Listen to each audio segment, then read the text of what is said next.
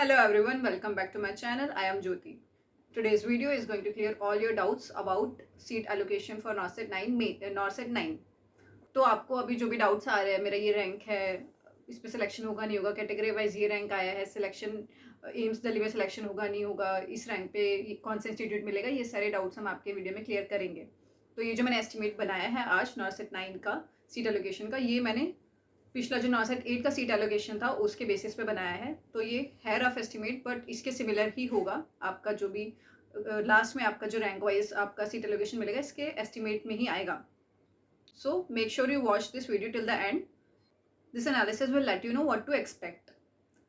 तो आज की वीडियोस के बारे में शुरू करने से जस्ट पहले मैं आपको बता देती हूँ कि नेक्स्ट वीडियो जो होगी that will be about choice filling. अभी आपको जो नेक्स्ट स्टेप आता है रिजल्ट के बाद, दैट इज चॉइस फिलिंग। तो चॉइस फिलिंग क्या होता है, कैसे करना है और क्या क्या इंपॉर्टेंट पॉइंट्स है जिनका हमें खास ध्यान रखना है। So in my next video I will be covering about that choice filling वाला पार्ट। फर्स्ट ऑफ ऑल, हमारा जो NORCET 9 है, इसमें हमारी सीट्स अराउंड 3700 के आसपास है, जो कि NORCET 8 से बहुत ज़्यादा नंबर है। तो क्योंकि सीट ज़्यादा बढ़कर आई है तो ज़्यादा रैंक तक आपको सिलेक्शन मिलेगा, और आपका जो सिलेक्शन होगा that will be based upon your all India rank and category wise cut off. So will start with the video. हम अभी वीडियो में NORCET 8 और NORCET 9 का कंपैरिजन साथ साथ में लेके चलेंगे ताकि आपको थोड़ा आइडिया हो जाए। ठीक है, NORCET 8 और NORCET 9। अनरिजर्व की बात करें तो NORCET 8 में हमारे पास सीट्स थी यूआर कैटेगरी से 770, पर NORCET 9 में सीट्स शुरू में आई थी 1211, जो बाद में एक इंस्टीट्यूट ने सीट बैक ऑफ की थी, तो दैट काउंट्स गोज टू 1203।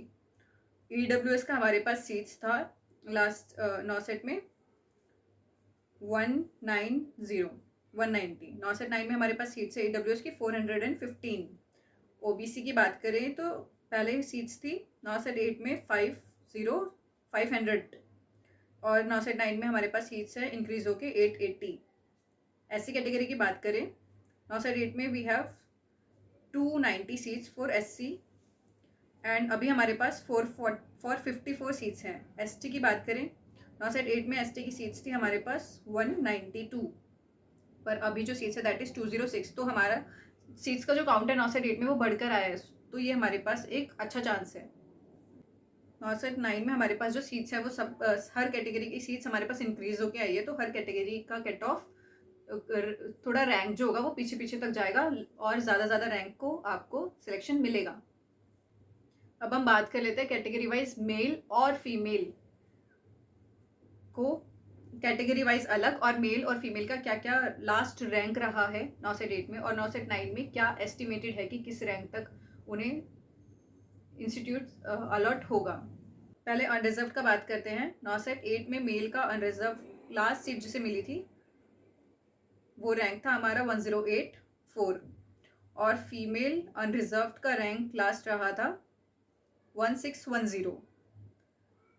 साथ ही अगर हम बात करें कि लास्ट अनरिजर्व में लास्ट कौन सी रैंक थी जिस पर एम्स दिल्ली अलॉट हुआ था, तो वो रैंक हमारा मेल कैटेगरी में रहा था 691, और फीमेल कैटेगरी में that was 1140।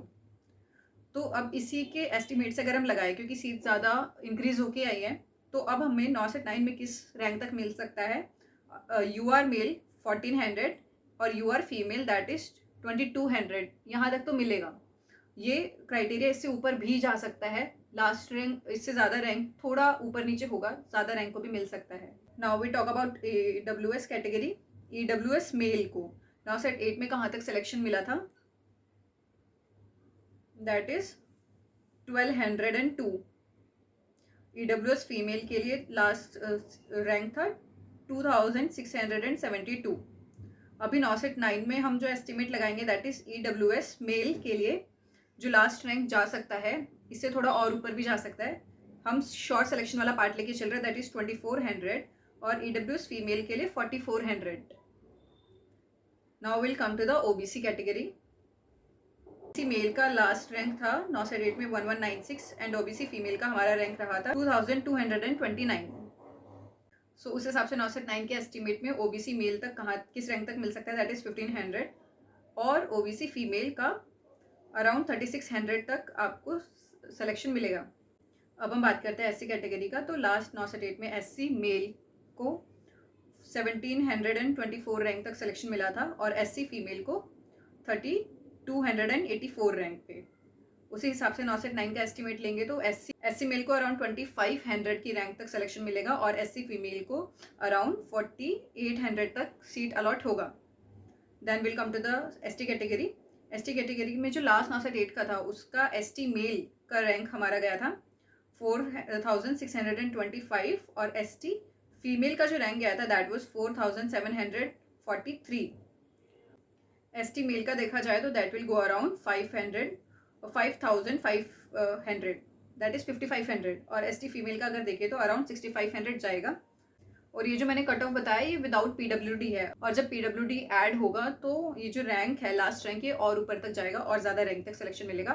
That will go नॉसेट 8 में अराउंड 7000 तक गया था तो यहाँ पे 8500 तक आपका PWD अगर है तो उस रैंक तक आपको सिलेक्शन मिल जाएगा। And even if your rank is border line, do not lose hope, क्योंकि कुछ जो टॉप रैंकर्स होते हैं और जिनकी रैंक आपसे ऊपर होगी भी, ऐसा होता है कि वो ऑलरेडी किसी एम्स में वर्किंग है और वो अपने होम टाउन में जाने के लिए एग्ज़ाम दोबारा लिख रहे हैं, तो वो वैसे ही अगर उन्हें अपना होम टाउन का सिटी चॉइस नहीं मिलता है तो वो उस सीट को ऑप्ट नहीं करेंगे। इसीलिए और पीछे पीछे रैंक वालों को भी सीट अलॉट होती है, इंस्टीट्यूट में सिलेक्शन मिलता है। तो इसीलिए अगर आपका रैंक बहुत ज़्यादा है, बॉर्डर लाइन पे है या आपको लगता है कि नहीं होगा, थोड़ा ज़्यादा हो गया, तो फिर भी डोंट लूज़ योर होप, हो सकता है आपको मिल जाए। और जो भी वर्किंग है, अगर आपको अपना सिर्फ एक इंस्टीट्यूट आपका प्रेफरेंस है कि आपको उसी इंस्टीट्यूट में आप जॉब लेनी है, अभी अब जिसमें आप करेंटली वर्किंग है उससे छोड़ के आपको एक स्पेसिफिक इंस्टीट्यूट में आपको अगर अपना जॉब लेना है, सो इट्स अ रिक्वेस्ट कि आप चॉइस फिलिंग में सिर्फ उसी इंस्टीट्यूट को भरें, क्योंकि अगर आप सारा इंस्टीट्यूट्स को भर देंगे तो कोई ना कोई सीट ऐसी होगी जो किसी और नीडी इंसान को मिल सकती थी और आप वो सीट वेस्ट कर देंगे। दैट्स वाई आपको जो इंस्टीट्यूट चाहिए सिर्फ उसी इंस्टीट्यूट को अपने प्रेफरेंस में भरें। अभी मैं आपको कैपफिम्स के बारे में बताती हूँ, एम्स कैपफिम्स जो नया हॉस्पिटल खुला है न्यू दिल्ली में। बिकॉज नॉसेट जो हमारा नॉसेट 8 था उसमें CAPFIMS was on very high demand. अगर आप नॉसेट 8 का सीट एलोकेशन देखेंगे तो जितने भी ऊपर टॉप रैंकर्स थे अदर देन जिन्हें अपना होम सिटी चाहिए था, उसके अलावा मोस्टली कैंडिडेट्स ने कैपफिम्स ऑप्ट किया है। तो मैं आपको जो कैपफिम्स था उसका लास्ट हमारा जो कट ऑफ गया था इन नॉसेट 8 किस रैंक तक, लास्ट किस रैंक तक कैटेगरी वाइज कैपफिम्स अलॉट हुआ है वो मैं आपको यहाँ पे बता देती हूँ, सो दैट आपको उसके साथ ही नॉसेट 9 का आइडिया हो जाएगा। UR मेल का जो रैंक था जिस पर कैपफिम्स अलॉट हुआ था लास्ट, दैट वाज 238 और UR फीमेल का जो रैंक था 648। फिर आता है हमारा जो OBC मेल था जिसे लास्ट कैपफिम्स अलॉट हुआ था, that rank was 634 and EWS female 1325। OBC male का रैंक गया था हमारा कैपफिम्स के लिए last, that was 499 and OBC female के लिए इट वाज 1310।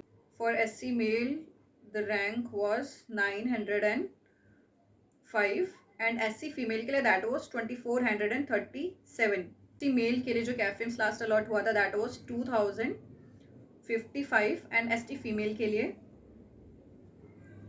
3210। इससे ज़्यादा रैंक गई थी जिनका इससे ज़्यादा रैंक आपका लास्ट में ST PWD के लिए भी गया था।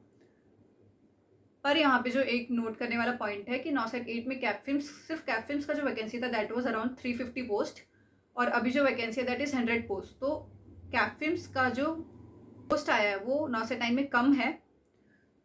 तो हमारा जो ये यूजुअली आपको ज़्यादा रैंक पे इंस्टीट्यूट अलॉट होंगे क्योंकि नॉसेट 9 में ओवरऑल सीट ज़्यादा है पर कैपफिम्स का सीट्स कम है, इसीलिए जो हमारा लास्ट रैंक कैपफिम्स के लिए नॉसेट 8 में गया था नॉसेट 9 में हो सकता है कि इससे कम ही जाएगा।